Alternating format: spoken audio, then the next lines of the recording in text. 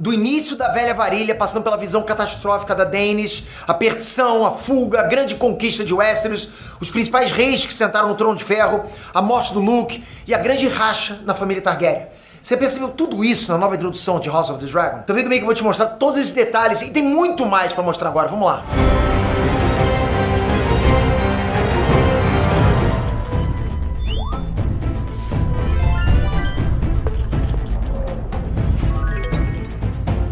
Inês Trunks, Peter aqui! Domingo passado a gente tava pronto pra ver maquete se enchendo de sangue, né?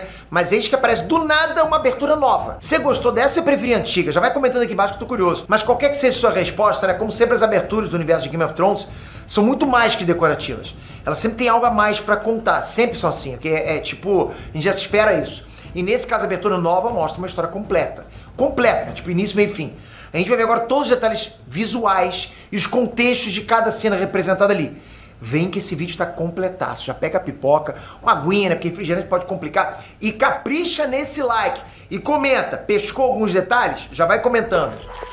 Eu vou começar com um questionamento. Você já se perguntou por que a abertura mudou drasticamente da primeira temporada pra segunda? Assim, né? Que as aberturas vão se atualizando conforme as temporadas passam, né?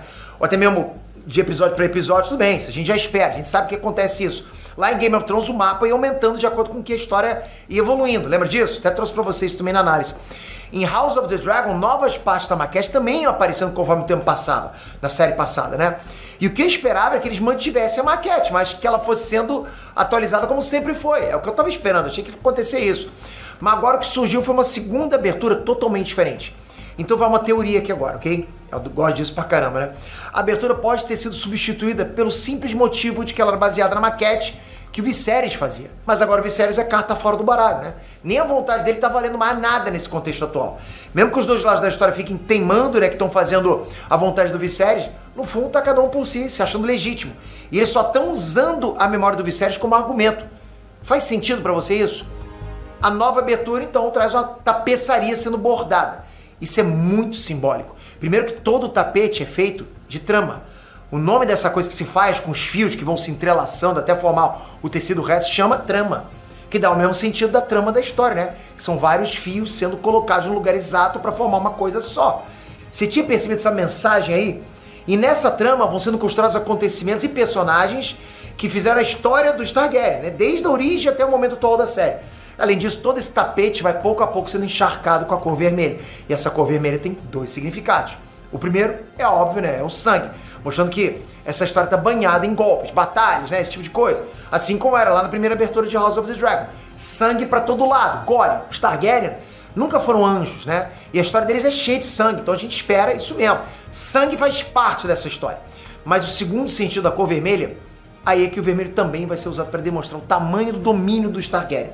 Então, quanto mais vermelho encharcando o desenho, mais poder. Quanto menos vermelho, menos poder. Além disso, o sentido da tapeçaria, né, ele tem base no mundo real. Porque no nosso mundo, né, na antiguidade, os tapetes eram uma obra de arte muito rica. Rica de preço mesmo, porque era muito caro, né? Só os super ricos podiam ter. Podiam comprar aquilo, podiam adquirir uma coisa daquela. E os tapetes também serviam para representar grandes acontecimentos. Então você vai achar vários tapetes da Idade Média, por exemplo, que contam histórias de reis, de conquistas e tal. E como a Idade Média do nosso mundo é a base de inspiração para Game of Thrones e a Casa do Dragão também, né? Encaixou direitinho deles terem escolhido essa forma de arte para representar o reinado Targaryen. Essa abertura nova usa então, né, um grande tapete para contar toda a história da linhagem Targaryen. E ela é muito complexa, cheia de detalhes. O início das imagens vai tratar da Velha Valíria. Esse era o local de origem dos Targaryen e o lar dos dragões, né, lá na antiguidade. Só para dar um contexto rapidinho, né, a Velha Valíria ficava no sul. Aí você junta um povo que se dá bem na guerra e começa a dominar dragões, você tem o quê? Uma máquina de guerra. Foi assim que os valerianos conseguiram conquistar grande parte de Essos na antiguidade. E eles formaram um império gigantesco, né? Dessa forma. Eles eram tão berés, eles eram tão casca-grossa que, tipo, num determinado momento eles já tinham derrotado tantos territórios ali que já dava pra considerar que os valerianos governavam metade dos territórios que existiam. Literalmente metade do mundo que eles conheciam. É exatamente como foi o Império Romano na antiguidade clássica da vida real. Só que aqui, né, é com dragões e no universo de Game of Thrones. É tipo uma analogia. Então não existia força humana que derrotassem os valerianos, não tinha. A não ser uma grande força da natureza que fosse mais mortal que os dragões. E foi exatamente isso que aconteceu. Já de cara aparecem os grandes castelos da Velha Valíria, né? E pertinho ali tem uma mulher ajoelhada em frente do dragão sangrando. Ela é Daenerys, a sonhadora. E ela teve uma premonição desse desastre, né? Lembra, né? Eu acabei de falar pra você do Império Romano. Pois é, o curioso é que tem mais um detalhe aí que conecta a Velha Valíria com o Império Romano. E tem tudo a ver com esse desastre aí que vem por aí. A capital do Império Romano era a cidade de Roma. Essa cidade foi fundada entre 7 colinas. Enquanto isso, a cidade de Valíria era rodeada pelas 14 chamas, que nada mais são que 14 vulcões. A premonição do sonho da Daenerys era justamente o fim da Valíria, né? E o sonho se concretizou. Anos depois dessa premonição, a cidade foi devastada por causa de uma erupção violenta lá desses 14 vulcões ao mesmo tempo. E a presença de vulcões na Velha Valíria é mais do que óbvia, porque é do calor e do fogo extremo que os dragões nascem. Lembra? Então essa região era o ambiente perfeito para a criação de dragões, desde os tempos mais remotos. Dragão precisa desse tipo de geografia, né? Essa catástrofe em Valíria, né, ficou conhecida como Doom, ou a Grande Perdição. E o resultado foi a destruição da Velha Valíria, né? E também a morte de geral. No bordado aparece claramente as erupções dos vulcões, enquanto os dragões vão caindo e o céu tá cheio de explosões de fogo e nuvens de fumaça. Foi uma tragédia sem precedente na história. Mostra até um valiriano segurando o outro, né, que parece que morreu nessa tragédia. Isso demonstra que o território foi arrasado. Dragões morreram, pessoas também. Foi catástrofe total. E entre os valirianos estavam os Targaryen. E eles só sobreviveram porque, uns anos antes da perdição, a família migrou para Westeros e foi se fixar no território que ficou conhecido como Pedra do Dragão. E essa foi a maior sorte deles, ok? Nessa parte que mostra a migração dos Targaryen, aparecem 3 montadores de dragão. O primeiro é o Aegon Conquistador, né? E seguindo ele tem as 2 esposas que também eram irmãs dele, a Visenya e a Rhaenys. Lembrando que casamento entre irmãos é super normal entre os Targaryen, né? Como foi, por exemplo, no Antigo Egito da vida real. Isso era uma estratégia para manter o sangue real puro e o poder ser para uma mesma família. Outra coisa que é comum também é a repetição dos nomes. Então, por exemplo, a Rhaenys aqui, né, dessa tapeçaria, ainda não é a mesma Rhaenys da série, né? Só para deixar claro para vocês. A rainha que nunca foi, que a gente conhece na série, ela tem nome em homenagem a uma das esposas do Aegon Conquistador. Assim como o Aegon II na série também tem nome em honra do primeiro rei Targaryen, né? Os dragões que aparecem aí são... O primeiro é o dragão preto, o Balerion, né?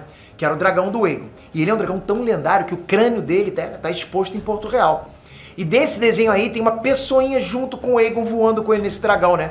Provavelmente é o Aenys, né? O filho mais velho do Aegon, então eles estariam voando juntos aí. O dragão do branco é o Menashe, é o dragão do meio. Ele está sendo montado pela Rhaenys. A Visenya está em terceiro lugar aí montando a Veiga, né? Que é o dragão que ainda está na série, inclusive, no momento atual. E o Aegon era tão casca-grossa que, chegando em Westeros, ele tratou de estabelecer um novo império. E foi assim que ele acabou conquistando os 7 reinos em torno do Trono de Ferro. Tem um detalhe nessa tapeçaria aí que é muito importante também. Logo abaixo dos dragões, que é a representação da ida para Westeros, né? Tem ali uns navios como se estivessem navegando junto com eles. Se você reparar nos detalhes, você percebe que são os barcos dos Velaryon. Muita gente esquece, mas não é só os Targaryen que são valerianos. Os Velaryon também são.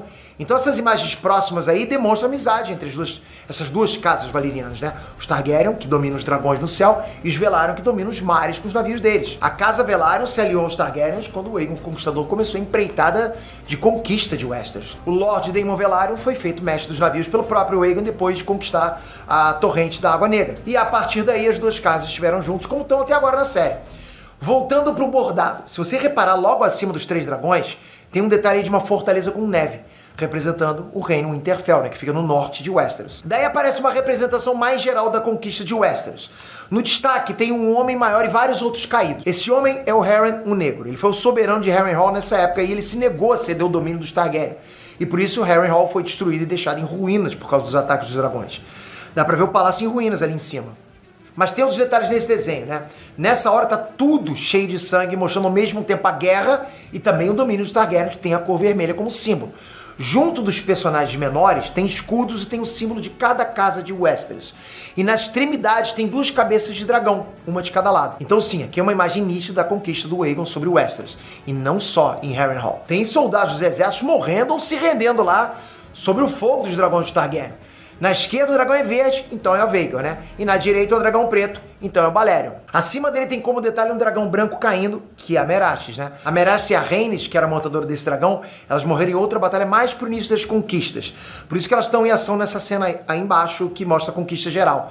Depois aparecem os nobres de Westeros jurando fidelidade ao reinado Targaryen. Na esquerda a gente tem a Shara Arryn. Ela era governante do reino da montanha e do vale, e nessa época ela governava como regente no lugar do filho dela, o rei menino Ronel Arryn, né, que tá ali no colo dela. O personagem do meio, com manto preto, é o Torrhen Stark, que era o governante de Winterfell na época da conquista do Aegon. E o da direita é o Edmund Tully, que era o senhor do rio, e ele acabou se tornando o Lorde Mão do rei Aegon. E logo debaixo deles mostra o símbolo da casa Targaryen se estabelecendo de vez com o brasão dos dragões. Isso por quê? Porque a conquista começou com aqueles 3 dragões do Aegon e as esposas dele, né? O Baelon, o Meraxes e a Veiga. São 3 dragões misturados que formam o brasão da família e representam também os 3 monarcas conquistadores. Junto do brasão tem imagem de Porto Real e tá direitinho a Fortaleza Vermelha e Cidadela lá embaixo. Aparece debaixo a figura de um rei sentado no trono de ferro e uma espada fincada no pescoço dele.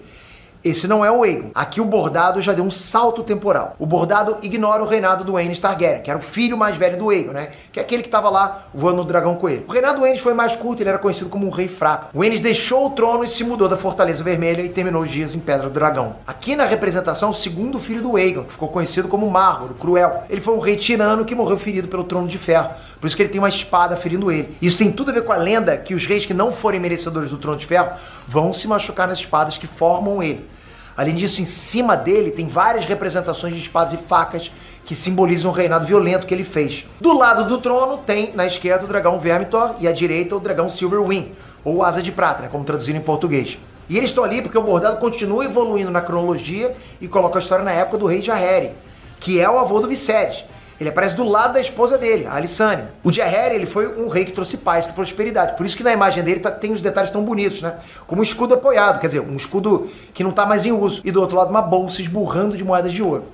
No escudo também tem um detalhe que é o surgimento da Estrela das 7 Pontas, que é a fé dos 7, a religião que une os 7 reinos. Em seguida a gente vai ter um bordado mostrando o grande conselho do ano 101 em Harrenhal. Foi a primeira cena da primeira temporada que mostra como o Viserys recebeu o lugar no Trono de Ferro. Começa com o rei Jaehaerys sentado no trono, bem velho. E tem várias pessoas de pé em volta dele. Primeiro tem o Viserys, que vai ser o próximo rei. E do lado dele tá a Aemma, né, a esposa dele. E aí ela já tá grávida da Rhaenyra, percebe? Pô, depois da Aemma tem o Alto Septão, que é a autoridade religiosa. Depois tem o Sir Ryan Redwyne, né, o Lorde Comandante da Guarda Real.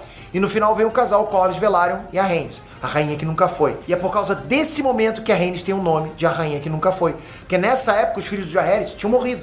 E a sucessão então seria pelos netos dele. Mas nesse dia a expectativa era que a Jaehaerys escolhesse a Rhaenys, porque ela era filha do filho mais velho do Jaehaerys, né? E pela lógica ela teria acesso imediato ao trono na falta do pai dela. Mas o rei escolheu o outro neto, o Viserys, mesmo ele sendo filho do filho mais novo, só pelo fato dele ser homem, né? E a tradição era essa. Logo depois a gente tem claramente a Alicent, né? Com vestido verde, cor dos Hightower. E ela aparece aí porque ela também entra no núcleo familiar do Viserys quando se torna a esposa dele. Por isso que a cor vermelha dos Targaryen contorna o desenho dela. Mas ao mesmo tempo os estandartes verdes dos Hightower entram na linhagem a partir dela. É aqui que os tons de verde começam a aparecer mais nessa tapeçaria, mostrando a influência dos Hightower junto da família Targaryen. A imagem da Alicent faz parte de um desenho mais complexo. De um lado tá ela, e do lado oposto tá a Rhaenyra, né? Cada um no extremo do bordado. Elas são conectadas por aquela passarela, mas na verdade elas estão distantes, que é exatamente a situação que elas vivem há muito tempo. Elas estão na mesma família, elas eram muito amigas, mas elas vão se distanciando cada vez mais. Entre elas está a família das duas. Essa cena me lembra muito do jantar dos Targaryen na temporada 1, aquele jantar desastroso, lembra disso? Mas vai mais além. Ali no início da facção dos verdes e dos pretos. Na parte de baixo do desenho estão os aliados da Alicent. Primeiro os filhos, a Helena, o Aegon e o Aemon, né? Depois o Sir Criston Cole, que virou amante dela, e o pai dela, o Otto Hightower. Do lado de cima tá o Daemon, que vira o marido da Rhaenyra, o Corlys e a Rhaenys, que sempre estiveram do lado da Rhaenyra, né? E os 3 filhos da Rhaenyra. E da Alicent veio o Aegon II, por isso que ele aparece logo depois no Trono de Ferro usando a mesma coroa do Aegon Conquistador. Bom, no mesmo quadrado, mas do lado oposto, tem a Rhaenyra sentada no trono de Pedra do Dragão. Esse é o exato momento que a gente tem no final da temporada 1, início da temporada 2 da série. É a parte da história que a gente tá agora. Debaixo dos dois tem desenhos de mãos, uma verde no lado do Aegon e uma mão preta no lado da Rhaenyra, que são as 2 facções que vão se formar. Só que o que divide esses desenhos é como se fosse uma raiz de árvore, como se demonstrasse que eles estão ligados para uma mesma árvore genealógica. Afinal das contas, eles são realmente da mesma família.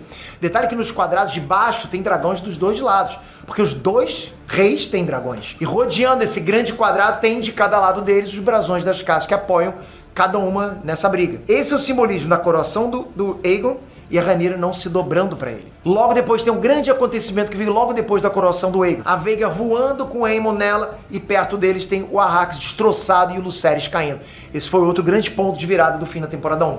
Pode reparar que esse bordado mostra até as nuvens, bem parecido com o cenário onde a luta aconteceu. E o destaque é para a asa do Arrax, que é a asa que a Rhaenyra encontrou no episódio 1 da temporada 2.